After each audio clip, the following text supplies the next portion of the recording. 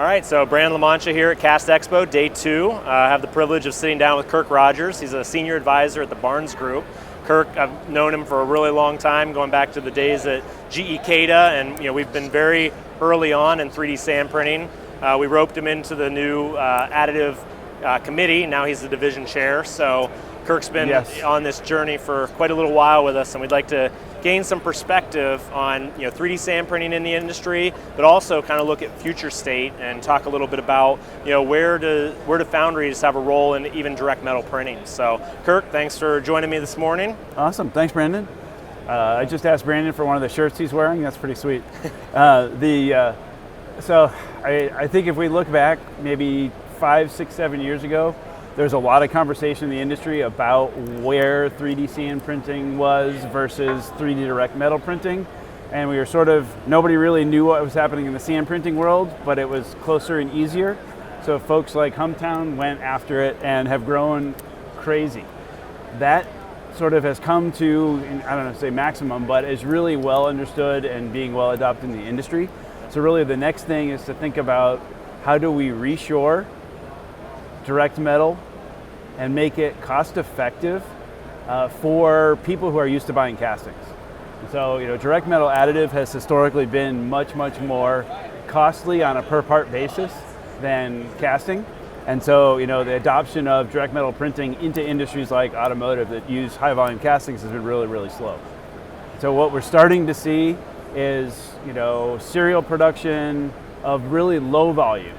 So, little bits and parts, maybe a badge for a specialty version of a car, maybe a little trinket or part of a shift gear lever or something like that, but it's starting. Yeah. In the medium volume industries, there's a lot of applications that nobody talks about because it's a competitive advantage. Yep. And so what I think is going to happen in the next 5 years is that casting costs start to go up as the number of foundries kind of bottoms out, and then the direct metal printing technologies evolve to be even faster and lower cost. And at some point in the next 5, 6, 7 years, there's going to be really nice opportunities where direct metal printing is a really good option for low volume foundry work for the right kinds of castings. So how do we get foundries to not look at direct metal printing as a threat and start looking at it as an opportunity? Because when I talk to OEMs, I think they would prefer to buy direct metal parts from a foundry who understands all the downstream and even some of the upstream simulation and metallurgy. So, when we look at a metal component, pouring the metal, and is only one step. So how, it's what leads up to that point and what's downstream from that point that the OEMs are really looking for. So, you have a service center that pops up and starts printing aluminum parts, who wants to go and buy those parts right out of the gate? Well, nobody, because they don't know anything about the quality aspect of all the downstream process. Right. I think the real hurdle is that foundries think about themselves as people that pour metal. And putting in another process that makes metal is a mental block or is a barrier, not necessarily an investment challenge or something. I think it's more of a mental barrier. I agree. And so finding the right opportunity to show that it can be done and that it's a value add complement to the business instead of competition is really where we need to go. And as far as the pathway forward, a lot of foundries that are at this show or in the United States, they didn't necessarily go out and buy a 3D sand printer, right? I mean, there's plenty of service out there that really understands how and when and where and why to use the technology. Right. So couldn't, a Humtown Products be that, provider of the printing product and insert into foundry where they've done the lead up and then they do the downstream to start? Absolutely, right? I mean, that's a perfect switch. You take the engineering that the foundry already does, right? You take the downstream processing the foundry already does, and insert the right service arrangement, the right quality arrangement, and it should really work. Yeah. The question is finding the right partner and the right downstream application. Right. Yeah. And that's something, I think, us as a small business, as we've been following this technology and, bringing it from, the infancy to adoption to full, pretty much commercialization, I think we look at it and say, I feel that we are that right partner. We know the foundries, we know what they're, we work with their engineering team, and I think that's a step that we're ready to start making our way into. That'd be really cool. Yeah. Yeah. I mean, any thoughts on what metal that might be? Right now, I think the aluminum, is definitely the hot, especially in the aerospace, especially, automotive. I think that would be, because I don't think, are there any real good iron, there's not really any good equivalents to cast iron being printed right now. So no, you'd have to go to, if you're going the iron route, you'd have to go to specialty steel or a stainless steel, right? Probably. And so that could be a higher value application than aluminum, but you have to find the right application. Yeah. So what barriers, moving into direct metal 3D printing that you've seen from some of your clients, for somebody like a Humtown or a foundry, that's ready to make that leap, what are some of the barriers to entry that you've seen in your experience? Engineering design and skill being the probably the biggest. Okay. The second gotcha is like with a lot of industrial equipment, the equipment manufacturer tends to drop it off, and then you spend a year figuring out how to run it. Right. And so, finding a pathway or hiring the right people that understand the engineering and the upstream processes, or folks like us that help with siting it in the right place, putting it in the right environment, controlling the raw materials in an appropriate way, so that you have good results time after time after time.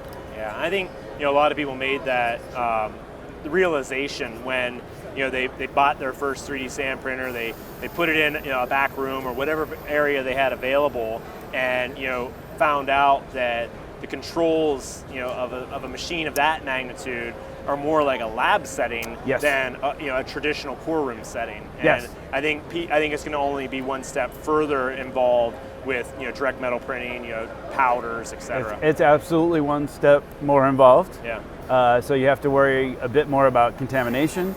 You still have to worry about temperature and humidity.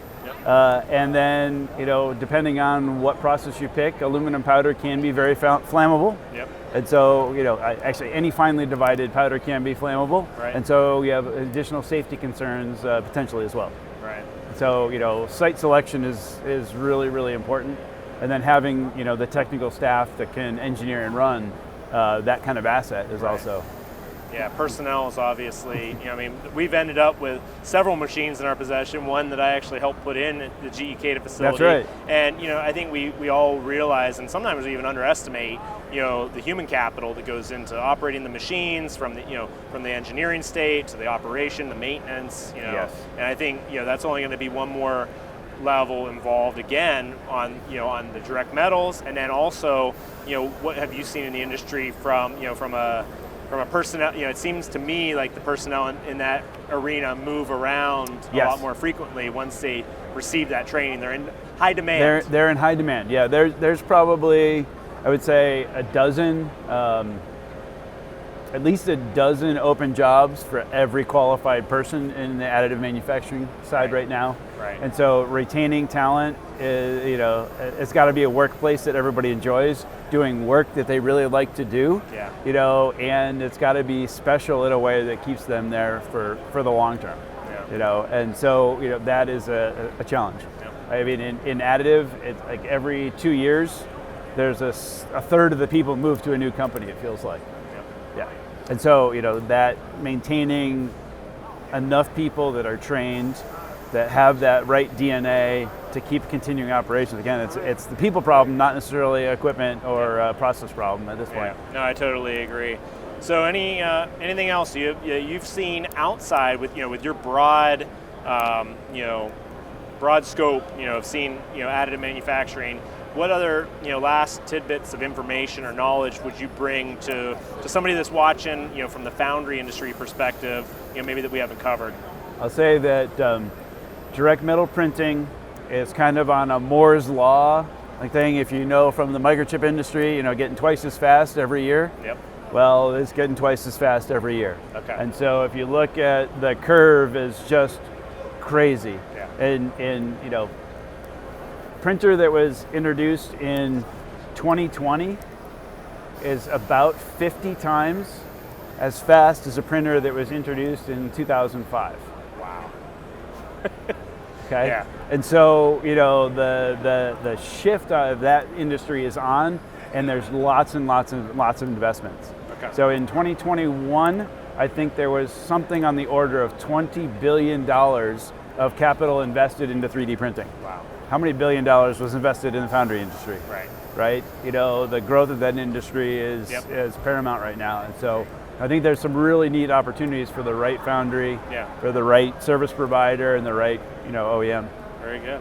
Well, thank you so much for sitting down with me and talking. Sure. Have a great show, and we'll All right, see you at 2 o'clock for our additive sand meeting. meeting. All right. Thanks, Kirk. Thanks, Brian.